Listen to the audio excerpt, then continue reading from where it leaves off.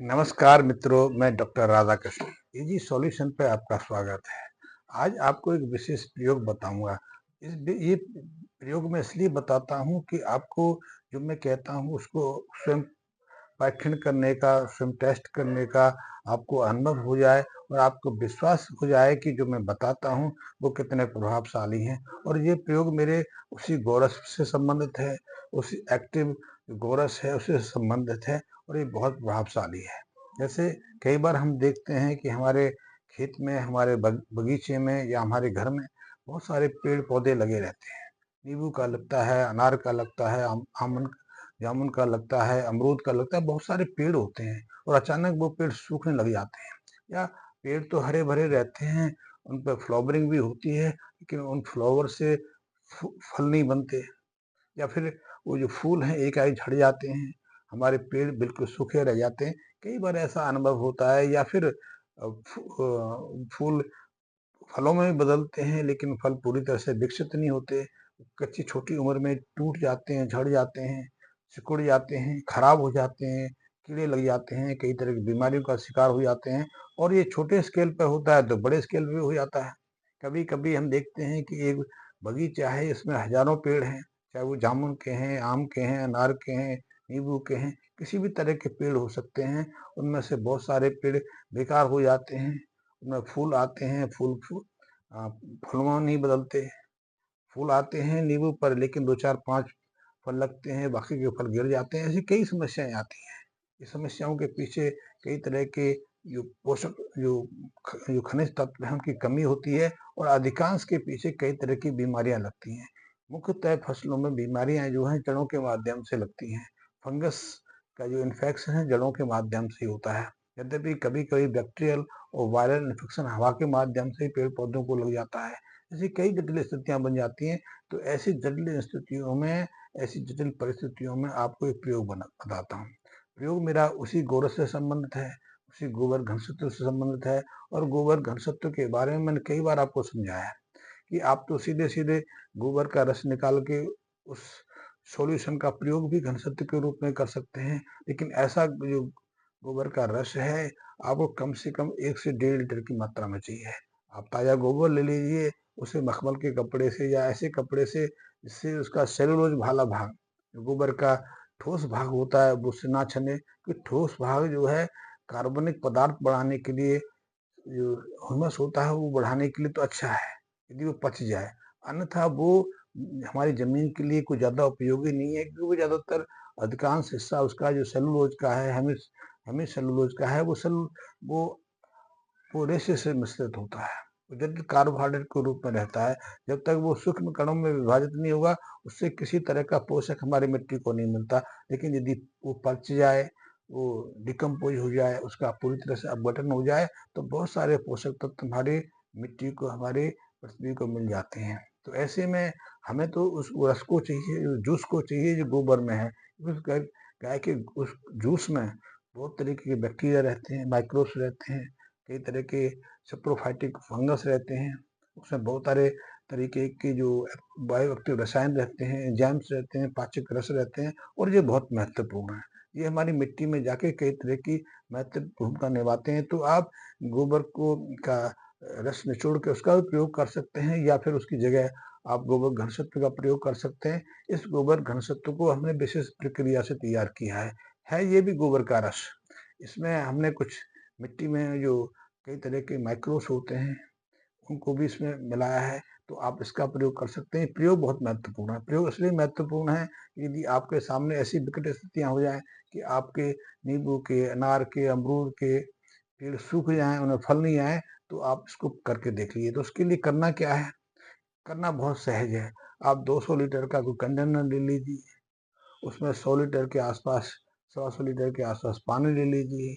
और यदि आपने हमारे इस गोरस सॉल्यूशन के माध्यम से प्रयोग करना है, तो इसका पहले मदर कल्चर तैयार कर लीजिए। उस मदर कल्चर में 10 15 लीटर के आसपास सॉल्यूशन निकाल के, उस जो आपने 200 लीटर का कंटेनर लिया है, 100 125 लीटर पानी डाला है, उसमें डाल दीजिए, उसे मिश्रित कर दीजिए। और इसके साथ में 2 4 चीजें और मिश्रित करनी है। वो चीजें हैं जो आपके आसपास सहजता से उपलब्ध हैं। इसमें सबसे पहले तो आपको नीम की पत्तियां हो सकती हैं, तो 4-5 किलो के आसपास ताज़ा नीम की पत्तियां ले लीजिए। निमोली ले लीजिए, निमोली ताज़ा है तो बहुत महत्वपूर्ण है, अन्यथा सूखी हुई निमोली अपने पास उपलब्ध करा दीजिए। जैसे ये पंसारियों के पास सहजता से मिल जाती है, तो वहाँ से ले आइए। 2-2.5 किलो के आसपास निमोली और 5 किलो के आसपास नीम की ताज़ा पत्ती, इन्हें कूट लीजिए, पीस लीजिए, पेस्ट बना लीजिए और ये सॉल्यूशन में डाल दीजिए। इसके साथ में सहजन की पत्तियां 2-2.5 किलो के आसपास डाल सकते हैं। सहजन के अलावा जामुन की पत्तियां हैं, वो डाल सकते हैं। बेल पत्ती की पत्तियां वो डाल सकते हैं। जो गिलो होता है, गिलो की टहनियां हैं, वो कुचल के डाली जा सकती हैं। नींबू की पत्तियां डाली जा सकती हैं, जामुन की पत्तियां डाली जा सकती हैं, गुलर की पत्तियों का उसमें उपयोग किया जा सकता है। और सबसे अच्छा एक और है, सहजन की पत्तियां, लहसुन की पत्तियां, और यदि आपके आसपास तुलसी की पत्तियां हैं तो 250-300 ग्राम तुलसी की पत्ती है। मैं इसलिए कह रहा हूँ कि इन विभिन्न पत्तियों में बहुत सारे पोषक तत्व रहते हैं। पोषक तत्व के अलावा इनमें बहुत तरीके के फंगिसाइड रहते हैं, बैक्टीरियोसाइड रहते हैं, वायरल वायरल ग्रोथ दवाएं होती हैं, और बहुत सारे और इसमें जैव रसायन होते हैं जो बहुत महत्वपूर्ण भूमिका निभाते हैं। इस हिसाब से एक ये काढ़ा तैयार हो जाता है। इसका प्रयोग हम अपने उन सूखे पेड़ों में, मुरझाए पेड़ों में, बीमार पेड़ों में कर सकते हैं। तो आप इन सब का जितना भी आपको ये सारी पत्तियां उपलब्ध हो जाए, उनकी एक पेस्ट बना के इसमें डाल देनी है।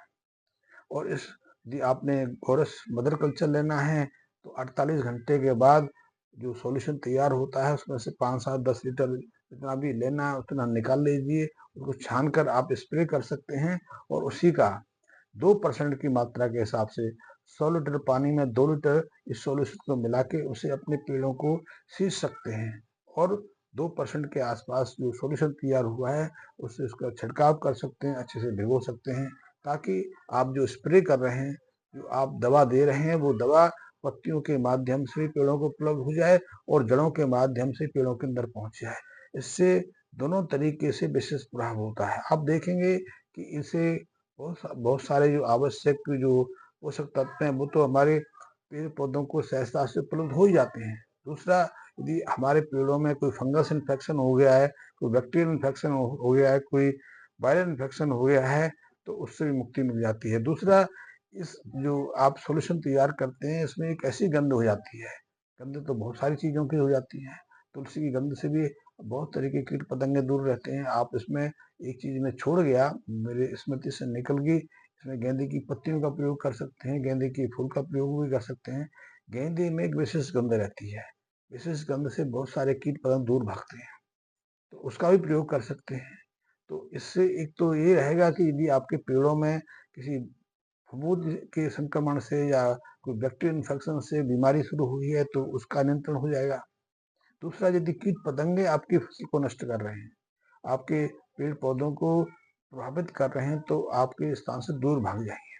तीसरा, यदि किसी पोषण के कारण, किसी न्यूट्रिएंट्स के कारण आपके पौधों में ये बीमारी हुई है, उनका जो हरियालीपन है, उनकी जो तेज की थी मिट्टी है, उसमें सूखापन आया है, वो सूखने लगे हैं, मुरझाने लगे हैं, कमजोर होने लगे हैं, वो मरने की तरफ अग्रसर हो रहे हैं, तो उसको भी रोकथाम मिल जाएगी। क्योंकि जो सॉल्यूशन है बहुत ही विशिष्ट है।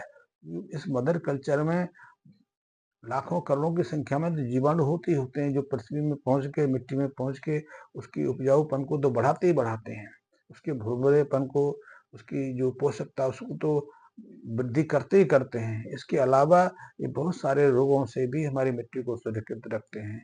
और यदि आप इसका प्रयोग निरंतर करेंगे, निरंतर करने का अर्थ है यदि आप हफ्ता 10 दिन में इसको सिंचाई के माध्यम से देते रहेंगे, हफ्ता 10 दिन में स्प्रे करते रहेंगे, तो आप देखेंगे कि आपका वही जो पेड़ सूखने लगा था, इसकी हरियाली गायब हो गई थी, मुरझाने लगा था, इस पे फ्लावरिंग नहीं टिक पा रही थी, या फ्लावर जो उसके फूल हैं वो फलों में कन्वर्ट नहीं हो पा रहे थे, तो आप देखेंगे उनमें फिर से जान आने लग जाएगी, वो फिर से हरे भरे हो जाएंगे, उनमें फिर से फ्लावरिंग भी आने लगेगी, और फूल जो उनके हैं फलों में बदलने लग जाएंगे। आप देखेंगे कि इस प्रयोग करने से अगली बार जो 5-6 महीने के बाद दोबारा से जो फलों, जो हमारे पेड़ पौधों पर फल फूल आने की शुरुआत होती है, आप देखेंगे पहले की तुलना में वो जो फूल आने की जो प्रवृत्ति है दुगनी हो जाएगी, फलों की मात्रा दुगनी हो जाएगी, फलों का आकार बढ़ जाएगा, फलों की गंध है, टेस्ट है, उसमें निश्चित रूप से बदलाव आएगा। और सबसे बड़ी चीज़ तो ये है कि इन फलों को आप सुरक्षित रखना चाहेंगे, आप तोड़ कर अपने पास रखना चाहेंगे, तो उनका कीपिंग पीरियड जो है, उनके सड़ने से अपने को रोकने की जो प्रवृत्ति है वो डबल हो जाएगी। सड़ने की बात तो छोड़ ही दीजिए, क्योंकि इसके प्रयोग से सड़ने की पद्धति तो समाप्ति हो जाती है। क्योंकि सामान्यतः हमारे जो फल हैं, हमारे फूल हैं, सड़ते नहीं हैं, या तो सूखते हैं या फिर वो अविकसित रह जाते हैं। सड़ने की प्रक्रिया नहीं होती। सड़ने की प्रक्रिया तब होती है जब हमें अधिक मात्रा में या तो रसायन दवाएं छिड़क देते हैं, या फिर रसायन आधारित खादों का प्रयोग हम ऐसी वनस्पतियों को, ऐसे पेड़ पौधों को विकसित करने में करते हैं। ये जो अधिक मात्रा में जो रसायन जब पेड़ों के अंदर जाते हैं तो सड़ने की पद्धति शुरू होती है। यही सड़ने की पद्धति कीटनाशक दवाओं के माध्यम से, फंगीसाइड के माध्यम से होती है। लेकिन जब आप प्राकृतिक तरीके से, प्राकृतिक तत्वों का प्रयोग करके आप अपनी फसलों में इसका उपयोग करेंगे, तो सड़ने की जो प्रक्रिया है पूरी तरह से मिट जाती है। तो आप देखेंगे कि नींबू का यदि आपने पेड़ नींबू तोड़ के रखा है तो नींबू सड़ेगा नहीं, वो सड़ने की पद्धति से दूर हो जाएगा और सूख जाएगा। सूखने के बाद उसका और प्रयोग कर सकते हैं। नींबू की बात ही नहीं, चाहे आप अमरूद की ले लें, चाहे अनार की ले लें, चाहे दूसरे किसी भी फल की ले लें, वो सूखेंगे, वो सड़ेंगे नहीं। उनकी जो गंध है वो तो मोहक बनेगी बनेगी, आकार भी बढ़ जाएगा। ये छोटा सा प्रयोग करके देखिए। मैंने कहा कि आप इसको मेरे गोबर घनसत्व के माध्यम से भी कर सकते हैं, कि इस गोबर घनसत्व में वही चीज है, गोबर के अंदर रहती है, लेकिन इसमें मात्रा गोबर की तुलना में कई गुना अधिक है।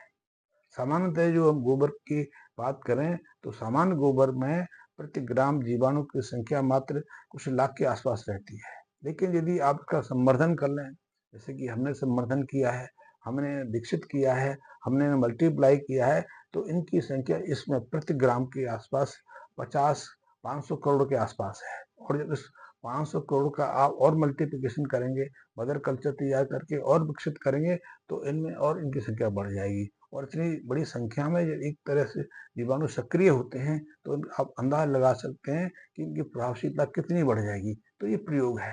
आप ऐसे और प्रयोग भी कर सकते हैं, और प्रयोगों को भी इसको आप उपयोग करके देख सकते हैं। निश्चित रूप से आप इस गोरस से प्रभावित होंगे। और जब एक बार आपकी संतुष्टि हो जाए, एक बार आपको पता लग जाए कि ये कितना प्रभावी है, तो फिर इसका प्रयोग और भी बड़े स्केल पर कर सकते हैं। फिर आप पूरे एकड़ में, 10 एकड़ में भी कर सकते हैं। तो 10 एकड़ में भी इसका वही प्रभाव रहेगा जो आप कुछ पेड़ों में करके देख रहे हैं, क्योंकि प्रभाव तो एक जैसा ही होना है। पर मैं आपको इसको बेचने के लिए या कोई लालच दिखाने के लिए नहीं कर रहा। मैं कह रहा हूँ पहले अपना परीक्षण करके देखिए, अपनी संतुष्टि करके देखिए। जब आपकी संतुष्टि एक बार हो जाए, तब इसको ज्यादा बड़े स्केल पर करेंगे। ये अद्भुत है। अद्भुत इसलिए है कि जब इसका आप नियमित रूप से अपने खेत की मिट्टी में प्रयोग करते हैं, तो मिट्टी की पूरी संरचना बदलने लग जाती है। मिट्टी की ये कठोरता है, जो हार्डनेस है, वो उससे दूर होती चली जाती है। मिट्टी के अंदर ऑर्गेनिक कार्बन या जीवांश की संख्या मात्रा बढ़ती चली जाती है। और ये तो अध्ययन कहते हैं कि यदि हमारी मिट्टी में जीवांश की मात्रा है, अच्छी है, ऑर्गेनिक कार्बन की मात्रा 1 ग्राम के आसपास है, तो वो अद्भुत है। उससे ज्यादा उपजाऊ मिट्टी तो कोई हो नहीं सकती। फिर ऐसी मिट्टी को किसी रासायनिक खाद की जरूरत नहीं पड़ती। फिर ऐसी मिट्टी में हमारी जो फसलें हैं, हमारे जो पेड़ पौधे हैं, हर तरह की बीमारी से सुरक्षित रहते हैं, कि उनकी रोग प्रतिरोधक क्षमता इस हद तक बढ़ जाती है कि उन पर सामान्य रोग किसी तरह का प्रभाव ही नहीं डाल पाते। जैसे कि हम जंगलों में देखते हैं, जंगलों में कौन स्प्रे करने जाता है, जंगलों में कौन दवा छिड़ने के जाता है, जंगलों में कौन खाद देने जाता है, लेकिन फिर भी वहाँ उगे पेड़, चाहे वो छोटे पेड़ हों या बड़े पेड़ हों, इतनी लंबी अवधि तक स्वस्थ रहते हैं। और कई बार तो हम आश्चर्यचकित हो जाते हैं कि जंगल में उगे पेड़ सैकड़ों सालों की आयु को सहजता से प्राप्त कर लेते हैं। लेकिन आज तक एक भी उदाहरण हमारे पास नहीं है कि मनुष्य ने कोई अपने हाथ से पेड़ लगाया हो और जो 500-700 साल तक जिंदा रहा हो। लेकिन प्रकृति रखती है। प्रकृति इसलिए रखती है कि प्रकृति उनके लिए हर तरह की जो व्यवस्थाएं सहजता से उपलब्ध करा देती है। उन्हें जो आवश्यक पोषक तत्व हैं वो सहजता से उपलब्ध कराती है। उनकी जो रोग प्रतिरोधक क्षमता है उसको सामान्य बनाए रखती है, और यही चीज चाहिए। तो आप इस प्रयोग को करके देखेंगे और आपको जिसका परिणाम मिले, आपका जो रियल अनुभव करें, उससे मुझे अवश्य सूचित करें। और हाँ, यदि अभी तक आपने मेरे चैनल को सब्सक्राइब नहीं किया है, तो सब्सक्राइब भी कर लें, फिर बेल आइकन को प्रेस कर लें। और आपके मन में कोई शंका है, कोई आप बात पूछना चाहते हैं, या आप इसका एक बार प्रयोग करना चाहते हैं, तो निःसंकोच मुझसे संपर्क कर सकते हैं। मेरे मैसेज बॉक्स में कमेंट्स दे सकते हैं, अपना नंबर लिख दे सकते हैं। मैं आपसे यथाशीघ्र संपर्क करने की कोशिश करूँगा। धन्यवाद मित्रों।